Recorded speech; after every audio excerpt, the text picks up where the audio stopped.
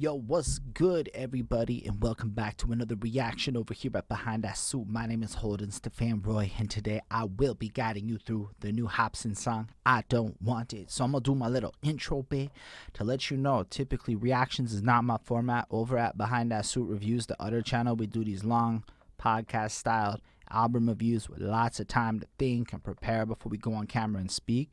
And then we decided to kind of like try out this new format with the reactions and whatnot.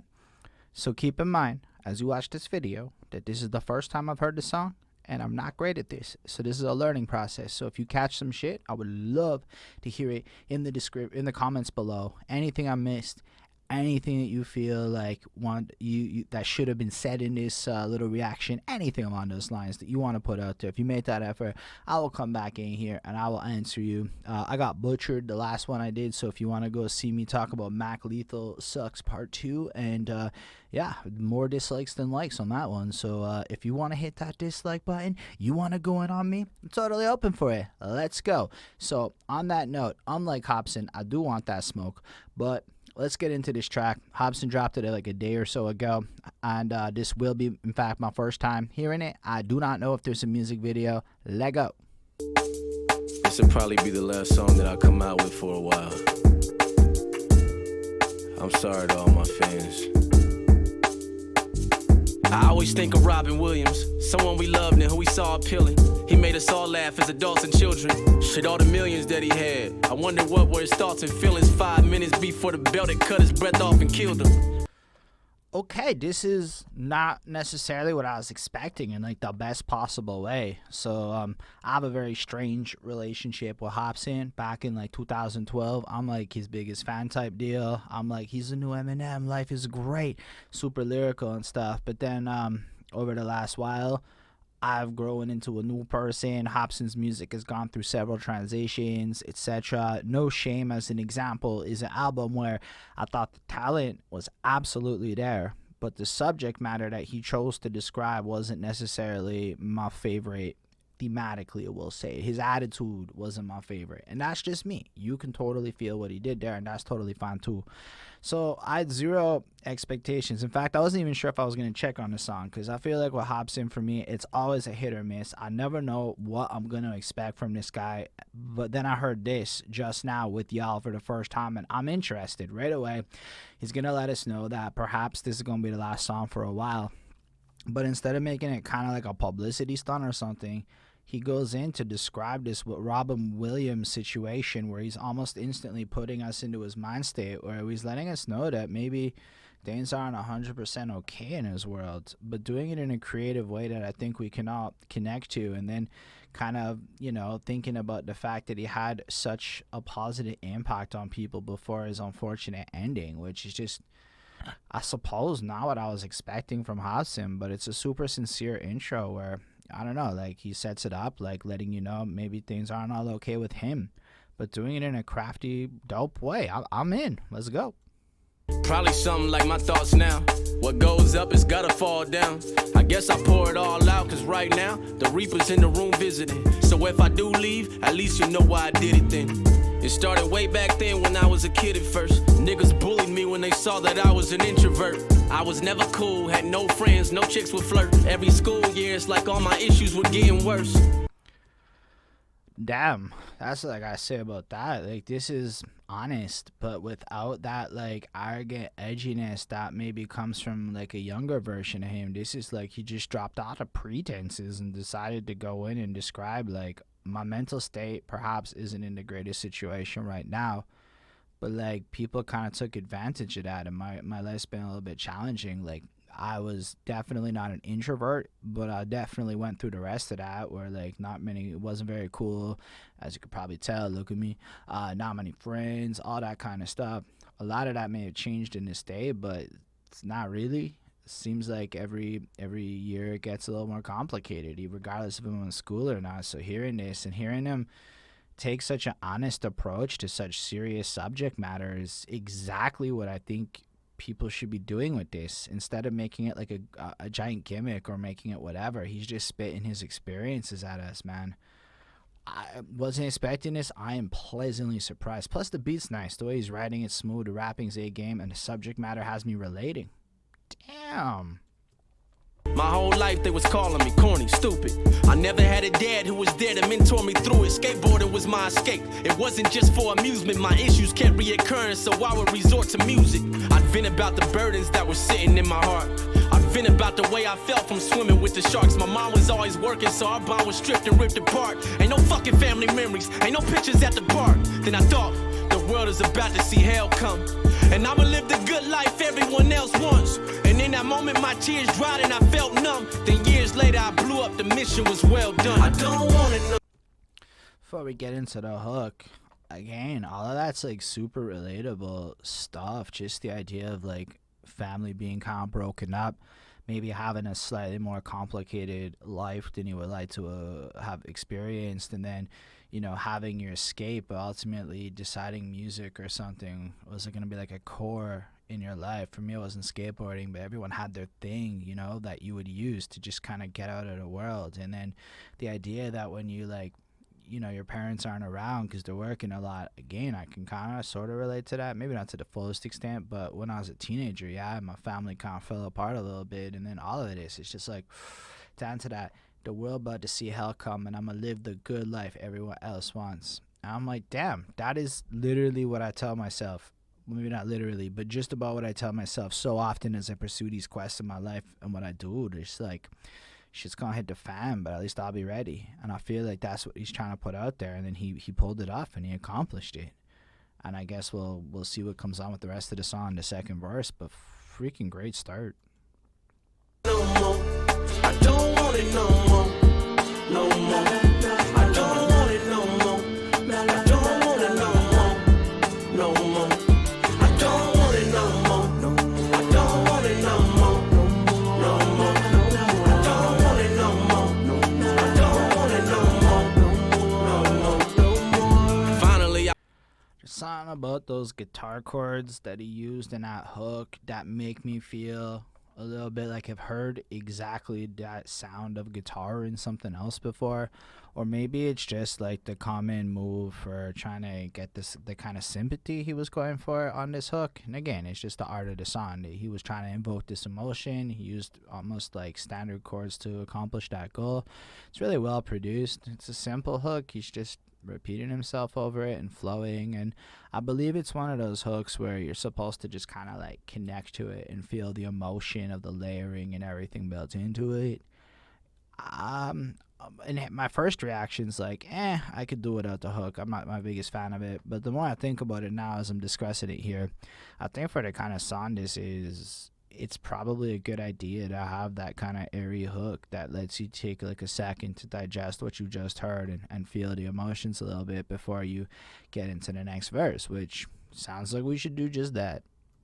I was famous, people kissing my ass. I knew that I was only here cause it's revenge for my past. It's crazy. Went from a loser in school who got the worst grades to being praised for all my verses when I dispersed rage. I copped a whip, moved out the ghetto like bye haters. Bought a brand new house with a bunch of white neighbors. Everyone started calling, wanting like 5 favors, and guess what?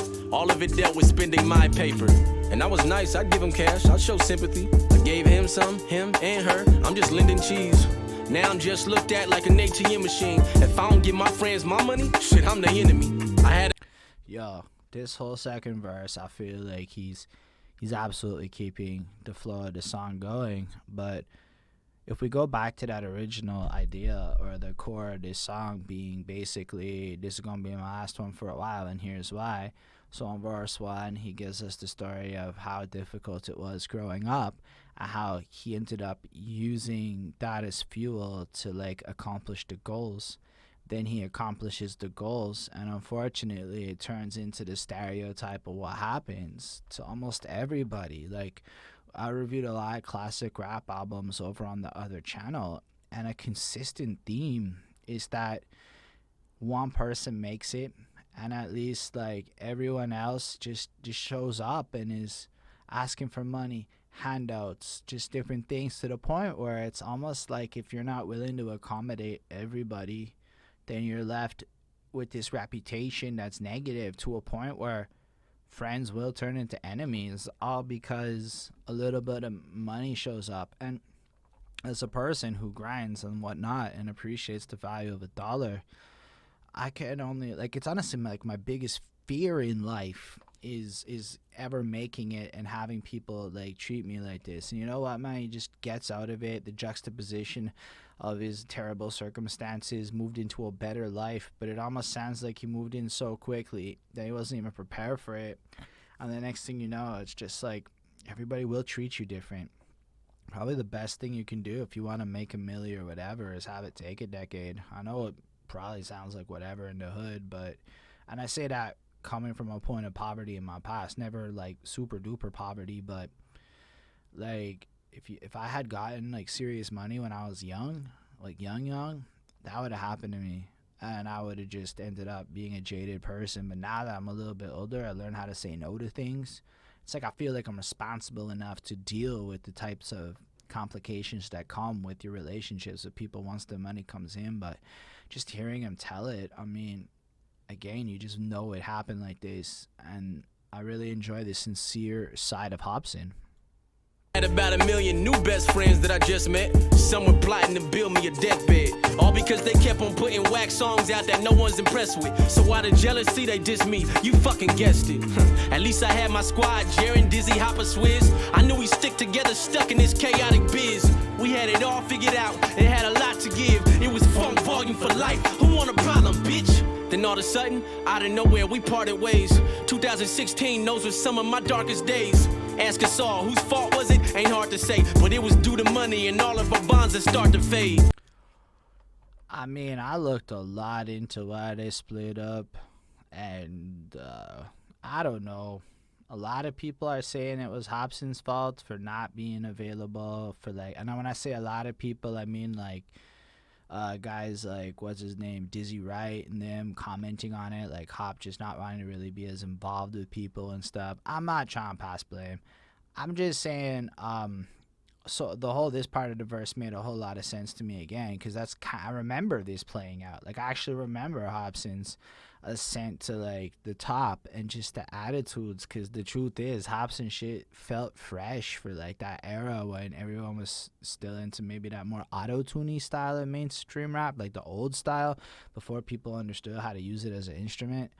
And like, yeah, Hopsin came in and gave us this like mainstream lyrical dopeness, and you listen to like Raw and man shit like Nocturnal Rainbows or whatever. Blew my mind. Great freaking album. And I do remember how maybe a lot of people were hating on him just because, and then you just gotta think of like that whole beef with Joker and all sorts of other stuff that went on at that period of time. Like, honestly, following Hopsin's career has been in general a great source of entertainment for my life, for the ups and the downs and whatnot. And then yeah, they do break up, and that does happen around then. And then yeah, I guess we'll get the No Shame story next from what I can read over here in the lyrics. Months later, my girl told me she's pregnant. This was something I never expected. Her and I weren't on good terms at the time. Man, it was hectic. And I was scared if she kept this baby, I might regret it. Mainly because her and I had a fucking toxic relationship. Last thing we need is a fucking toddler to raising it. Having a baby is great, but not as amazing when you got two parents who always fighting, hollering, breaking shit. Present day, all my people are gone. No real friends. Yo, like, for real, what he just said there, had he, like, said that on the last album, holy shit, my attitude would have been a little bit different. That was some mature-ass growingness. Like, a fair argument why you should, like, damn, like, a fair argument in that whole abortion conversation, too. Like, why he wants it, substantiates it with, like, look, what kind of life can we provide for the person? Ooh, that was, like... Again, I wasn't expecting this level of honesty and humility coming from Hopsin, but like for the type of song it is, it's fucking great. I'm quite happy right now. Just leeches around eating the crumbs. No family bonds, no FV, can't be with my son. No fucking girlfriend, I swear I thought that she was the one. I feel alone, and I struggle to give my fans what they want from me. I'm struggling to build this UP company. I'm begging on my fucking knees like, God, please help me, cause I can't fucking breathe. I'm trying to smile, but pain is cutting deep. Show me that I'm more than just a rapper. Show me that this life that I've been working on is meant to be more than just a disaster. I hope this message I'm sending is floating up above. Instead of focusing on fame, I should have focused on the love. I don't want it. I give the dude a lot of credit for the way he ends this verse too. Like, all things considered, this feels like possibly the most mature Hopsin song I've heard in like the last half a decade. There's no lines like did the man who invented university go to university type kind of stuff going on here. It's just like sincere bars about like him expressing his pain to us, about like his true struggle. Like, this song is just his whole story up until this point, and kind of reflecting back on all the complications that came with focusing on the fame instead of love. Like, holy shit, what a powerful way to end it. Like, we're at a point in life where this is, I believe, the type of messaging that we should be putting out into the world, and to see Hopsin really take the time to use his story as an example, almost creating, and I mean this in a positive way, but a martyr out of his existence, so that even if Hopsin has to disappear for a while to recoup, it's like everybody out there listening to this can relate to it in some way and just connect as a fan, or just as a person who might be struggling. I mean, like, just hearing Hopsin is kind of dealing with maybe some of the same kind of stuff I'm feeling and dealing with as a person, that kind of relating is something I crave in music.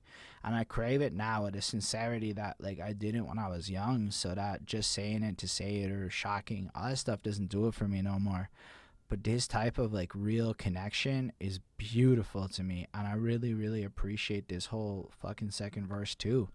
So, I mean, it's all pretty straightforward. I mean, I don't know how to really comment that much more than I have. He just wants God, which I appreciate because I have that connection too, to like show him a way through the storm. So that desire to kind of take yourself out of the locus of control of your life and to make it about bigger and other things where you become almost a vessel in it. It's just a journey I've been on myself. So, wow. Thanks, Hopsin. We'll finish the song now. I don't want it no more. No more. I don't want it no more. I don't want it no more. No more. I don't want it no more. I don't want it no more. No more. I don't want it no more. I don't want it no more. No more. I gotta go find myself. I hope you all can understand.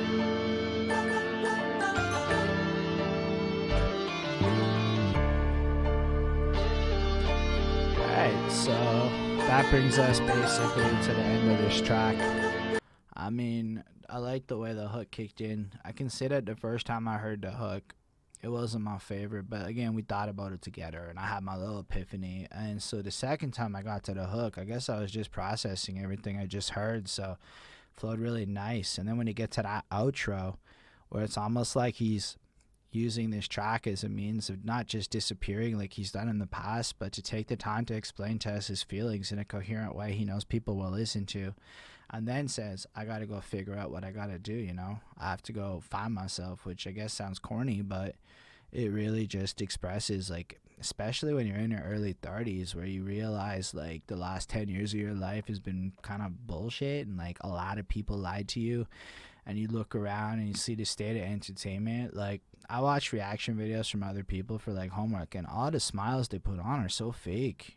It seems like everybody's just like, oh yeah, that's like the fuck, I can't do that, so I'm gonna do this version of it where it's not quite that.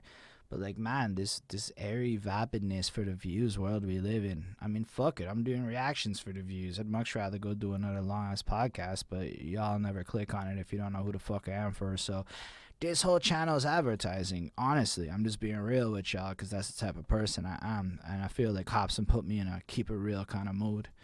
I like this song a lot. I give it a 4.5 on 5 if I had to give it a grade. Beat's excellent. Oh, he produced the beat. That's sick too. This really does feel like a personal track, and I like that he took the time to explain that he's going to disappear and why, and I don't have a lot more to comment on that. So that's my reaction video to this little Hopsin song.